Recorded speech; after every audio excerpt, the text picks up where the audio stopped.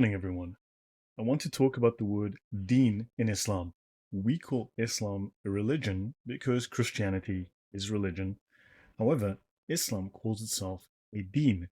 You'll even see the word in use in Muslim names like Salahuddin, the very famous Islamic general from the Crusades era, which means the prayer of the deen. You'll see names like Saifuddin, the sword of the deen. So a deen is a socio-political system. This would be a totalitarian socio-political system on par with communism, fascism, and similar. However, let's have a look at where we're going to get our information from. We will be using two very well-known Arabic dictionaries to source our information from. The first is called the Lisan al-Arab, known as the Tongue of the Arabs, completed by Ibn Manzur in the year 1290. It is 20 printed volumes in the most frequently cited edition, and it is the best known dictionary of the Arabic language, and also one of the most comprehensive. Ibn Mansur compiled his dictionary from a number of other sources. An interesting note is that Lisan al-Arab notes its direct sources, but not or seldom their sources, making it hard to trace the linguistic history of certain words. Interesting to note regarding that is that Arabic derives a number of its words from languages that arose prior to it. So in this list, this is available on my community page. You can scroll through my community page, you'll find this, and I'll drop a link in the description. Now, this list dates to 1938, so it's a little bit out of date now. These numbers would have changed somewhat, and in fact, the Ethiopic, more words should be reserved for the Ethiopic, which would take it above the Greek. So you can see here we've got Syriac, you've got Aramaic, Hebrew, Greek, and Ethiopic. Ethiopic words outnumber Coptic words, for instance, by 20 to 1. So it's very interesting that the Lisan al-Arab does not include the history of those words and where they're derived from. The other source dictionary is the Al-Qamus al-Muhit, compiled by Muhammad bin Yaqub al-Firuzabadi. So let's have a look. He was able to combine the contents of the three most prestigious dictionaries which preceded him. So he took out the many references and quotations from classical poets and other extraneous information, which is typically found in larger dictionaries, to make his dictionary as concise as possible. In this one-volume Arabic dictionary, Firuzabadi was able to include 60,000 entries, a huge number when one looks at Ibn Mansur's Lisan al-Arab, which is many times greater in size, but is only 20,000 more entries. So the Al-Qamus al-Muhit was a quick and reliable reference, and it gained immense popularity amongst Arabic students, which it enjoys till today.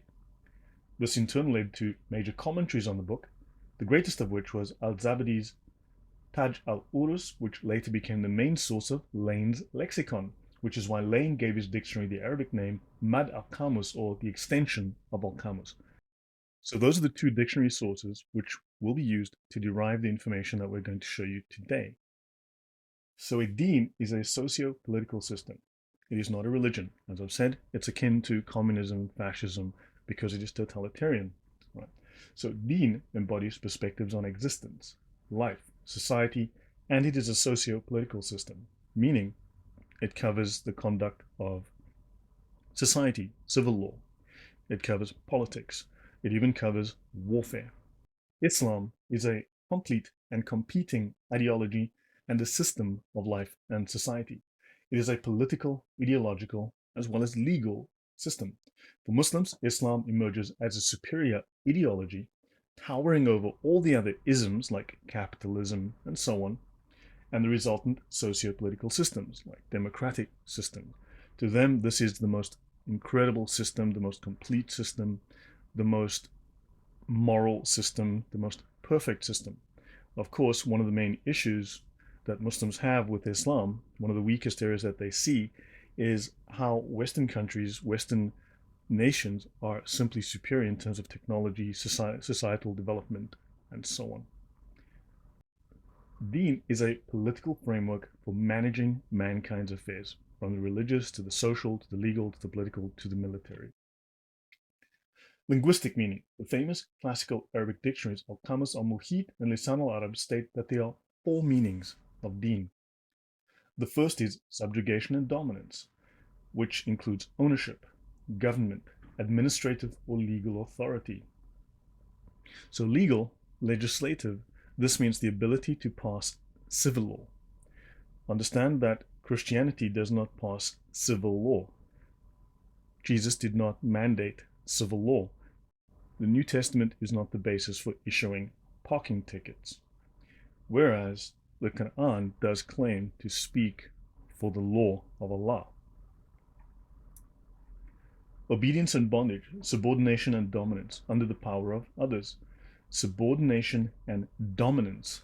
So in other words, we must be subordinate and they must dominate. We must be under their power. This means it is totalitarian. Rules and regulations, doctrine, ideology, tradition, and notice it says here, or religion.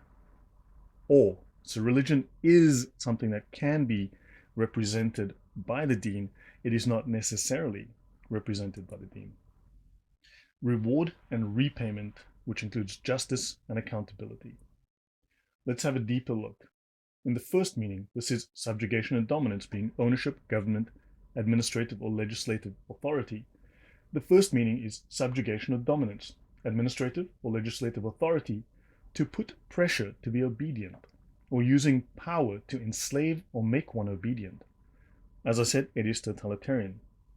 In Arabic, Tentuhum fadanu means I subjugated them, so they obeyed me. Let's have a look at the word subjugate at Merriam-Webster. Subjugate, verb. To bring under control and governance as a subject. In other words, to conquer. To make submissive, to subdue. Obviously, this tells us that they have to use force to subjugate. Conquering done through force. Let's continue with what this means for us.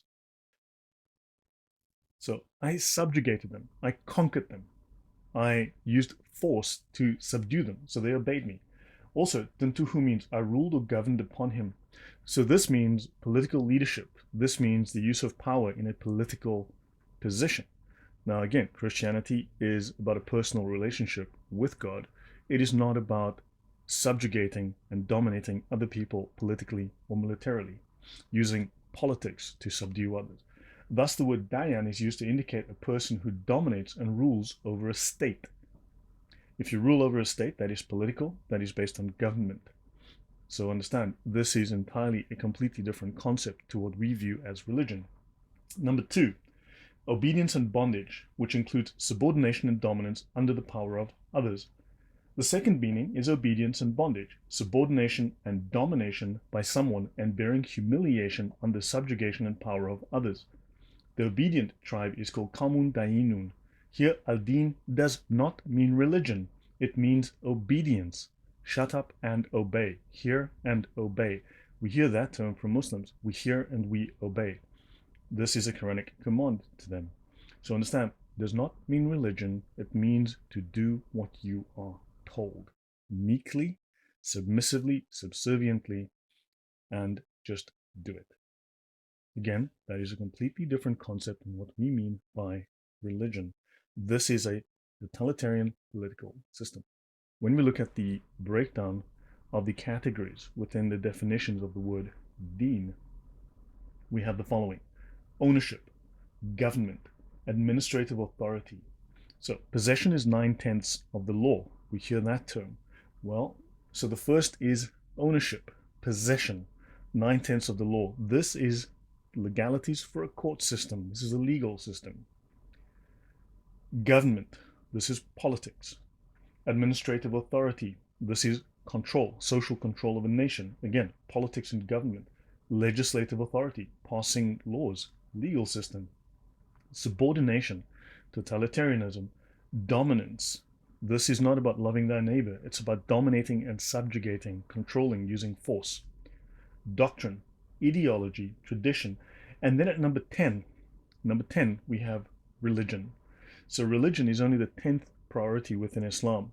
Then we have justice and accountability. Understand, religion is a very, very tiny part of what Islam is. So if religion is only 10th in the list of priorities, and religion is 2, 3, 4, 5% of what Islam is, The smart thing to do, and what we are doing as a Western society and what Christian apologists are doing, is focusing 432% of their time and focus on number 10. They are focused here, we're all focused here on number 10 and ignoring 1 to 9 and 11 to 12. This, of course, is called being smart. So remember, when religion is the 10th priority of Islam, focus 100% of your attention here and ignore the rest. Just completely and utterly ignore the rest and claim that it is irrelevant. Excuse my sarcasm, but unfortunately, this is the situation we do find ourselves in. By the way, there's some Hebrew and Jewish origins to these words. Deen means law in Hebrew. Islam is the Deen ul-Haq, meaning the truth or right, the correct, the true religion. By implication, Christianity is the Deen al-Batil, the Deen of falsehood, the vain religion, the useless religion. And also, this word is the same word as the Jewish haq, or statutes. Statutes, again, would be laws, legislation, right? These are statutes on the law books. So haq comes from haq. Taken from the Jewish, it is plagiarizing the Talmud.